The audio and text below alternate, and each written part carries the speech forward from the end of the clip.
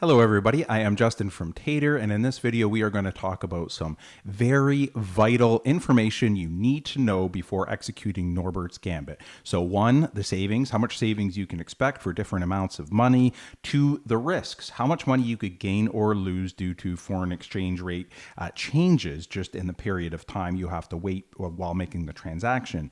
3, we'll talk about an action that you absolutely have to take in Questrade before you even execute Norbert's Gambit, or it will all just be a big waste of time. So we will talk about the savings first. Before we do, we did post another video on how to actually execute Norbert's Gambit in Questrade, so we will include a link if you haven't seen that already. After we're done talking about the savings, we will get into the fees that Questrade charges, and then we will talk about the implicit costs, which can be enormous, a lot more than the fees that Questrade charges, and they are due to the change in the FX rate between the Canadian and the US dollar. We will get into some specifics so you can be prepared for how much you may gain or lose when making the Norbert's Gambit transaction. So, okay, before that, first we'll talk about the savings, then we'll get into the fees, then we will get into the risks, and then we are going to talk about the most important part, the action you have to take in Questrade before even executing Norbert's Gambit. Okay, so let's get started on the savings. So it's really up to individual investors if they want to go through the Norbert's Gambit process. How much is your time worth? You have to buy DLR, journal the shares over, wait 2 business days for the trade to settle, and then sell DLR.U. And depending on your situation, you might even have to transfer some funds in and or out of Questrade. So the last time I executed Norbert's Gambit, when I called to journal the shares over, I was only on the phone for about 4 minutes. So that wasn't too bad. Okay, so we've talked about the savings. Now we're going to talk about the fees, then we're going to get into the risks, very important, and then also very important and vital, the action you need to take in Questrade before even executing Norbert's Gambit. Okay, now we need to talk about implicit costs because they could be way more than the explicit costs charged by Questrade.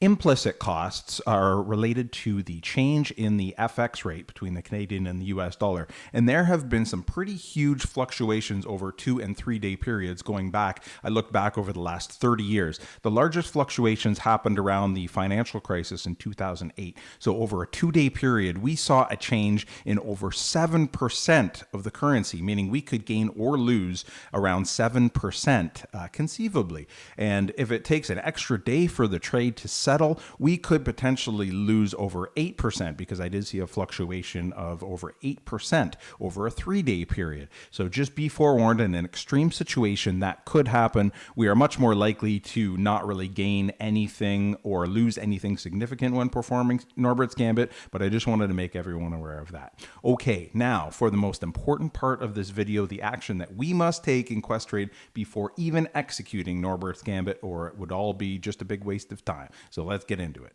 As you can see, we've logged into Questrade here. We're going to go over and click on Account Management, and then again, Account Management in that pull down section there. And then we are going to scroll down to Currency Settlement. You can see it is currently set to Currency of Transaction, which is what we want. As you can see on this screen here, it can be set to US or Canadian dollars, but that's not what we want. For example, if we are executing Norbert's Gambit to get some US dollars, we buy DLR in Canadian dollars, journal the shares over to DLR.U, and then we sell them, and we want US dollars when that trade settles. If we had the currency settlement set to Canadian dollars, then once we sold DLR.U, it would settle and go back to Canadian dollars, hence the big waste of time. We also don't want this set to US dollars because we are probably buying and selling a lot of Canadian ETFs and or stocks, and when we sell those, we would end up with US dollars and have to pay the conversion from the Canadian to the US just automatically. So best practice, just keep this set to currency of transaction. To ensure you get notified as soon as our next video comes out, just please subscribe. And if you enjoyed this video, please like. If you want that spreadsheet that we showed earlier on in the video to help you calculate your expected savings with Norbert's Gambit, just let us know, leave us a comment below, and we'll see you next time.